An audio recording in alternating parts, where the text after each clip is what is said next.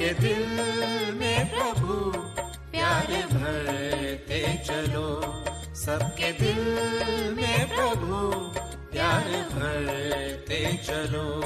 सबसे उत्तम यही सेवा करते चलो, सबके दिल में प्रभु प्यार भरते चलो।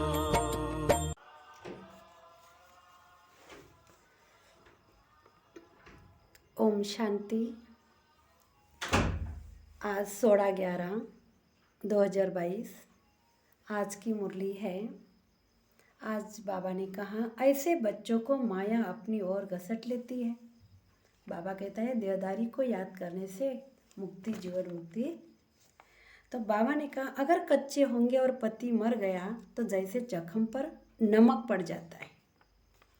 आज बाबा कहता है कि मीठे बच्चे, आज मुरली का मीठे बच्चे, कोई भी देहधारी को याद करने से मुक्ति, जीवन मुक्ति नहीं मिल सकती। बाप ही तुम्हें डायरेक्ट ये वर्षा देता है। प्रश्न, बाप का बनने के बाद भी माया किन बच्चों को अपनी ओर घसीट लेती है? उत्तर, जिनका बुद्धियोग पुराने संबंधियों में भटकता है, पूरा ज्ञान नहीं है या कोई पुरानी आदत है, ऐसे बच्चों को माया अपनी ओर घसट लेती है। बाहर का संग भी बहुत खराब है, जो खत्म कर देते हैं। संग का असर बहुत जल्दी लगता है।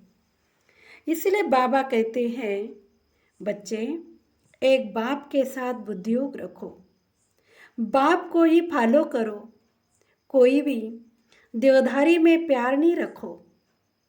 गीत है, तुम्हें पाके हमने। ओम शांति। मीठे मीठे बच्चे जानते हैं कि अभी बेहद के बाद से हम वर्षा मिल रहा है। बहुत समझाने की बात है। कहावत है, परमपिता परमात्मा सभी धर्म स्थापकों को भेज देते हैं अपना अपना धर्म स्थापन करने के लिए, तो वह आकर धर्म स्थापन करते हैं। ऐसे नहीं कि वह कोई को वर्षा देती है, नहीं, वर्षे के बात ही नहीं निकलती। वर्षा देने वाला एक बाप है। कृष्ण की आत्मा कोई सभी का बाप थोड़ी है। जो वर्षा देगी वह तो क्रिश्चियन का भी बाप नहीं जो वर्षा देवे। भला वो कौन सा वर्षा देगा? प्रश्न उठता है, और वर्षा किसको देंगे? वो तो धर्म स्थापन करने आते हैं। उनके पीछे दूसरे क्रिश्चियन धर्म की आत्माएं आती जाती है। वर्षे की बात ही नहीं, बाप से वर्षा लेना होता है। समझो, इब्राहिमी, बुद्ध, कृष्ण आदि आए, उन्होंने क्या किया? किसी को वर्षा दिया? नहीं, वर्षा देना बाप का ही काम है। वो तो खुद आते हैं, आत्माएं आती जाती, वृद्धि को पाती रहती है। वर्षा हमेशा क्रिएटर से मिलता है।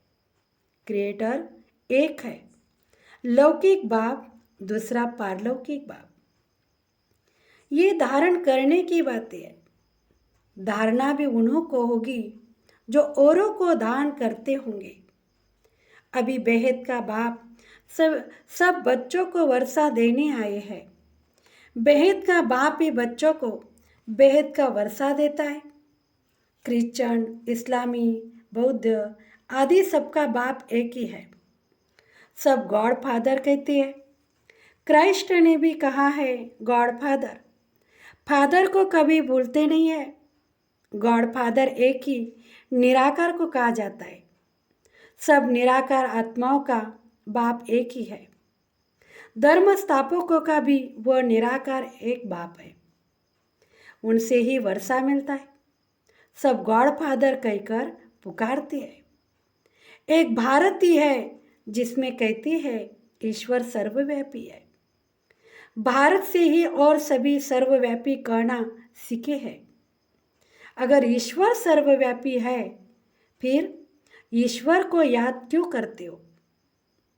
साधु लोग साधना व प्रार्थना किसकी करते हैं? बाप तो पूछेंगे ना। क्रिएटर सबका एक है, वही पतित पावन है। सतयुग में सभी पावन ही होते हैं, फिर पतित कैसे बनते हैं? लिखा हुआ है देवता ही वाम मार्ग में जाते हैं, अब फिर पावन दुनिया बन रही है। द्वापर आदि से पतित दुनिया शुरू होती है। ईश्वरीय राज्य और असुरी राज्य आधा आधा है। भारत की ही बात है, रावण को भारत में ही जलाते हैं। तो बाबा ने समझाया, और धर्म स्थापक किसको भी वर्षा नहीं देते, बाकी धर्म स्थापन करते हैं, इसीलिए उनको याद करते हैं। बाकी क्राइस्ट को, ब्रह्मा को, विष्णु को व शंकर को याद करने अथवा उनकी प्रार्थना करने से वो कुछ भी नहीं दे सकते। देने वाला बाप ही है, उनको सम्मुख आना पड़ता है। श्री कृष्ण में परमात्मा आते हैं, ऐसा कोई भी मानते नहीं। बाप कहता है, मैं तुम आत्माओं को वर्षा देने एक ही टाइम पर आता हूँ। वर्षा बाप बच्चों को देता है। बाबा दो को ही कहा जाता है, एक शरीर का बाबा, दूसरा आत्माओं का बाबा, और कोई बाबा हो नहीं सकता। तुमको इस बाबा अर्थात प्रजापिता ब्रह्मा से वर्षा मिल नहीं सकता। वर्षा शिव बाबा से मिलता है। ब्रह्मा भी वर्षा उनसे लेता है। वह सर्व का सद्गति दाता है, सर्व के मुक्ति जीवन मुक्ति दाता है। इसीलिए पहले पहले कोई को भी बाप का परिचय देना पड़े। भले कोई बुजुर्ग को भी बाबा व पिताजी कह देते हैं, परंतु बाप है नहीं। बाप एक लौकिक, दूसरा पारलौकिक ही होता है। ये ब्रह्मा भी जिस्मानी बाप है। तुम बच्चों को एडॉप्ट करते हैं, भले तुम ब्रह्मा को बाबा कहते हो, परंतु वर्षा तो उनसे ही मिलता है ना। कौन सा वर्षा? सद्गति का। दुर्गति व जीवन बंधन से तो सब छूटते हैं। इस समय भारत खास सारी दुनिया आम रावण के बंधन में है। आत्माएं जो पहले पहले आती हैं तो पहले जीवन मुक्ति फिर जीवन बंधन बनती है। पहले सुख फिर दुख भोगना है, ये बुद्धि में बैठना चाहिए। कोई भी देहधारी को याद करने से मुक्ति जीवन मुक्ति मिल नहीं सकती। मैसेंजर लोग भी किसी को वर्षा देते नहीं।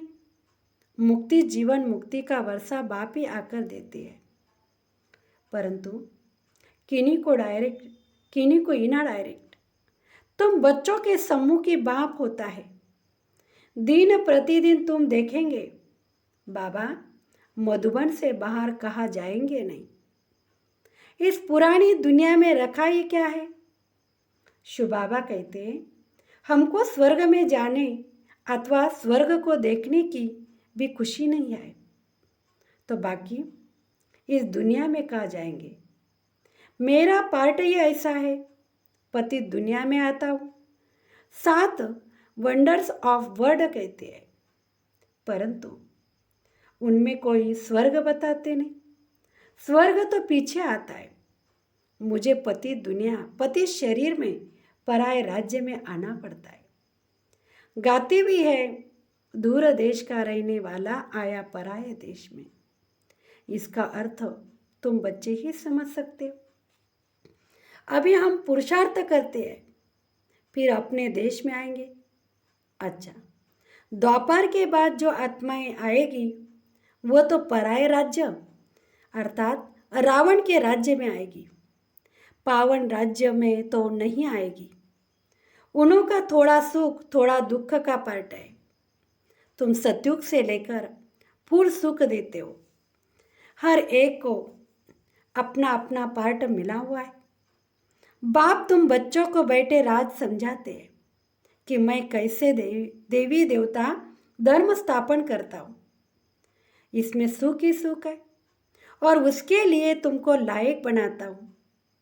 तुम समझते हो हम स्वर्ग के मालक थे, फिर माया ने पूरा नालायक बनाया।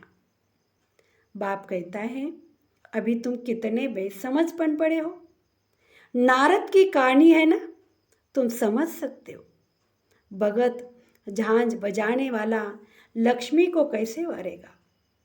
जब तक राजोग सीख पवित्र न बने, भले शरीर तो सबके भ्रष्टाचारी है, क्योंकि भ्रष्टाचारी से पैदा होती है।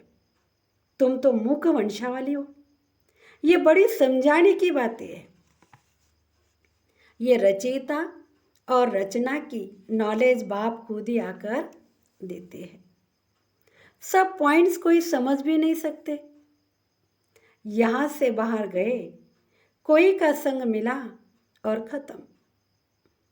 कहाँ भी जाता है संग तारे कुसंग बोरे। भले यहाँ भी बैठे हैं परंतु पूरा बुद्धियोग नहीं है, ज्ञान नहीं है तो संगदोष में गिर पड़ते हैं। कोई भी किसी में आदत है तो उनका संग करने से वो असर झट पड़ जाता है। यही है बाबा का संग। यहाँ है बाबा का संग। फिर जो बाप को फॉलो कर औरों का भी उद्धार कराते, वही ऊंचे पद पाते। कई नए नए बच्चे कहते हैं बाबा हम नौकरी आदि छोड़ इस सर्विस में लग जाए। बाबा कहता है आगे चल माया नाक से ऐसे पकड़ेगी जो बात मत पूछो। अनुभव कहता है ऐसे बहुतों ने छोड़ा फिर चले गए। ईश्वरीय जन्म तो लिया फिर माया ने घसट लिया। बड़े अच्छे अच्छे बच्चों को माया एक गुस्सा लगाए बेहोश कर देती है। जिनका बुद्धियोग बाहर भटकता रहता है पुराने संबंधियों आदि में, इसीलिए बाबा कहती है देहधारियों से बुद्धियोग जास्ती मत रखो। इस बाबा से भी भले तुम्हारा कितना भी प्यार है तो भी इनसे बुद्धियोग मत लगाओ। बाप को याद नहीं करेंगे तो विकर्म विनाश नहीं होंगे।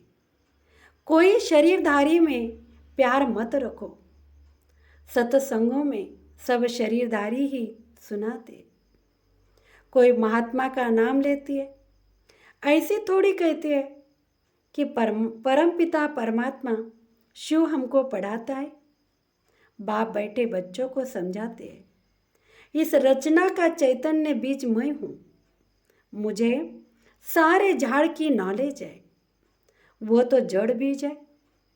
चैतन्य होता तो सुनाता, मुझे बीज में जरूर झाड़ के आदि मध्य अंत की नॉलेज होगी। यही है बेहद की बात। इस समय तमो प्रधान राज्य है तो उसका भपका जरूर होगा। कितने बड़े बड़े नाम रखते, ज्ञानेश्वर गंगेश्वर नंद, लेकिन आनंद तो कोई को मिल नहीं सकता। सन्यासी खुद कहते हैं सुख का कवेष्टा समाने, लेकिन स्वर्ग का नाम बोलते नहीं है। कहते हैं फलाना स्वर्ग पधारा, फिर पुत्रों को बुलाते हैं। आत्मा कोई में प्रवेश कर बोलती है, परंतु आत्मा कैसे आती है कोई नहीं जानते। शरीर दूसरों का है, खाएंगे भी उनकी आत्मा, उनके पेट में पड़ेगा। हाँ, बाकी वासना वो लेती है। शुभावा तो है ही अभोक्ता, कुछ खाते नहीं। मम्मा की आत्मा आती है तो खाती है, पितृ भी आते हैं तो खाते हैं। ये बातें समझाने की है। तो सिवाय एक के किसी को बाबा नहीं कहा जाता। इनसे क्या वर्षा मिल सकता? कुछ नहीं मिल सकेगा। क्राइस्ट ने वर्षा दिया क्या? उन्होंने तो लड़ाई कर राजाई स्थापन की। क्रिश्चियन लोगों ने लड़ाई की। जब धन की वृद्धि हो, धन का इकट्ठा हो, तब राजाई चल सके। ऐसे थोड़ी है कि क्रिश्चियन ने राजाई दी। राजाई अपने पुरुषार्थ से ड्रामा प्लान अनुसार मिलती है, ऐसे कहेंगे। बाकी मनुष्य किसी को कुछ दे नहीं सकते। अगर देते हैं तो अल्पकाल का सुख। अभी तो तमो प्रधान है, माया का बहुत जोर है। अब माया से युद्ध करना है। माया जीत जगत जीत। मनुष्य शांति में रहने के लिए कितना माथा मारते हैं। मन ऐसे थोड़ी शांति हो सकती है। ये तो कुछ सीखती है जो हिप्टो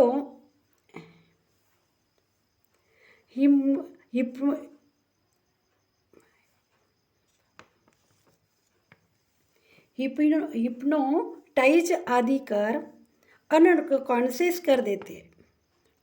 मेहनत लगती है, किसी की तो ब्रेन ही खराब हो जाती है। तो बाप कहता है, अगर कोई कर्म बंधन में अथवा मित्र संबंधी आदि में बुद्धि जाती रहेगी तो विकर्म विनाश नहीं होंगे। देवदारी से बुद्धि को हटाना है। सबको भूल जाओ। आप मुँह मर गई दुनिया। दुनिया को याद करते हो तो तुमको दंड पड़ता है।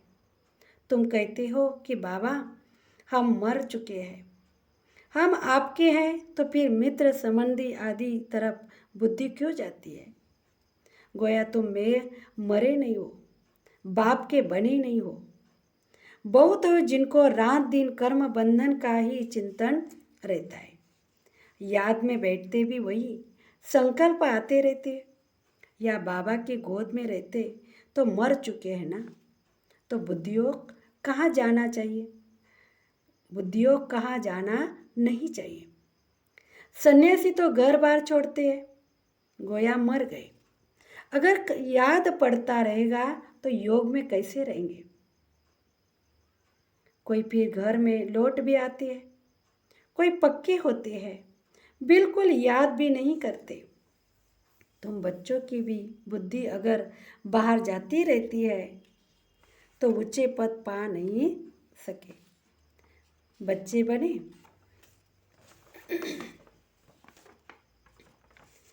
बच्चे बनी हो तो फॉलो फादर पूरा करना चाहिए। कुछ भी मोह नहीं जाना चाहिए। परंतु तकदीर में नहीं है तो मर कर भी उस तरफ चले जाते। 5% बुद्धि यहाँ है और 95% बुद्धि बाहर है। भटकती रहती है ना, न इधर के है न उधर के है। बाप के बने फिर बुद्धि ही खत्म, मर गए। इस बेहद के सन्यास में विरला ही कोई आ सकता है। माला का दाना भी वही बन सकता है। ये तो तकदीर है। यहाँ जो आकर रहते हैं उन्हों को मेहनत नहीं लगनी चाहिए। परंतु देखा जाता है कि यहाँ वालों को जास्ती मेहनत लगती है। बाहर में रहने वाले बड़े तीखे चले जाते हैं, किसी में मोह नहीं जाता।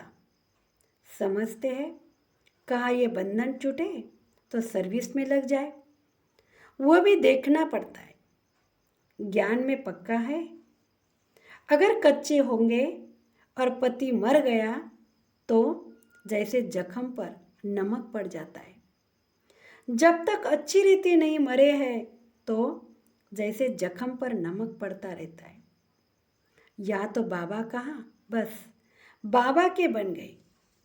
पुराना संबंध छूटा, वह जाने उसके कर्म जाने। वो जाने, उसके कर्म जाने, हम क्या जाने। इतनी उछल होनी चाहिए, ऐसे बहुत थोड़े हैं। बाप मिला बस, और किसी की परवाह नहीं। इतनी हिम्मत चाहिए, सच्चे दिल हो, श्रीमत पर चलता रहे तो कोई भी रोक नहीं सकते।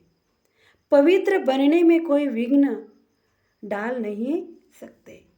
अच्छा, ओम शांति। मीठे मीठे सीखी लेते बच्चों प्रति माता पिता बाप दादा का याद प्यार और गुड मॉर्निंग। रूहानी बाप की रूहानी बच्चों को नमस्ते। हम रूहानी बच्चों की रूहानी माता पिता बाप दादा को याद प्यार नमस्ते नमस्ते। अभी मुख्य सार है, धारणा के लिए मुख्य सार। पहला पॉइंट, कर्म बंधनों के चिंतन में नहीं रहना है, बुद्धि को देहधारियों से हटाना है, बेहद का संन्यास करना है। दूसरा पॉइंट, बंधनों से छूटने के लिए पूरा पूरा नष्ट मोहा बनना है, सच्चे दिल रखनी है, ज्ञान में मजबूत पक्का और हिम्मतवान बनना है।